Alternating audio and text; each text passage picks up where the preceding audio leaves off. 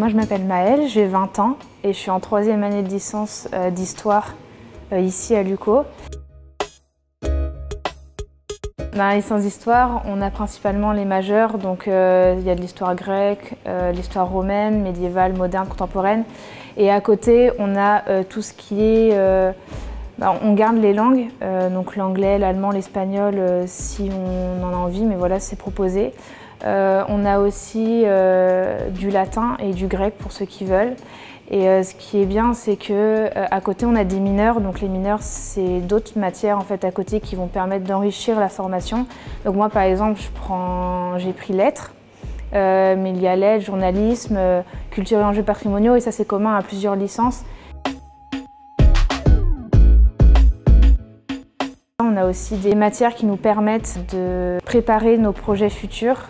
Donc par exemple, pour nous en histoire, on a la préparation au concours CAPES, CRPE, on a des cours de mathématiques et français, on a le parcours géographie, archéologie, voilà, il y a plein de parcours qui permettent de mieux préparer notre projet plus tard. On peut faire de la recherche, on peut faire du journalisme, plein d'autres choses, donc c'est vrai que c'est pas fermé et c'est ça qui m'intéressait, et puis la passion pour l'histoire aussi qui était là. Quand j'ai voulu intégrer l'UCO, j'ai regardé le taux de réussite et c'est vrai qu'il était assez élevé, donc ça m'intéressait pas mal. Ce qui est bien, c'est que d'abord c'est des petites promotions. Donc ici, je sais qu'en histoire, on est 24, quelque chose comme ça. Donc c'est vrai qu'on a plus de proximité, notamment avec les professeurs qui peuvent plus nous venir en aide dans ces cas-là. On peut avoir une relation directe avec les professeurs.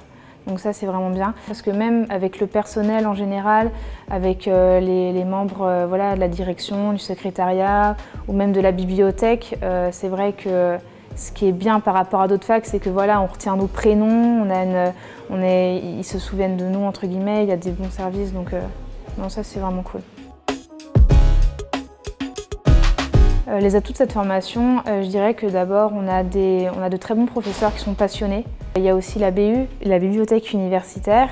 C'est vrai qu'en histoire on est un peu privilégié dans le sens où on peut emprunter un nombre illimité entre guillemets de bouquins par rapport aux autres licences. Et notre BU dans le domaine histoire, elle est très très riche et on retrouve quasiment à chaque fois ce qu'on recherche. Alors un souvenir marquant, je dirais le voyage qu'on a fait à Rome en 2e année.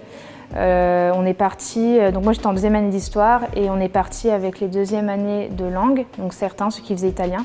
Et voilà, on est parti à Rome avec quelques-uns de nos professeurs pendant 5 jours. Vraiment un voyage enrichissant.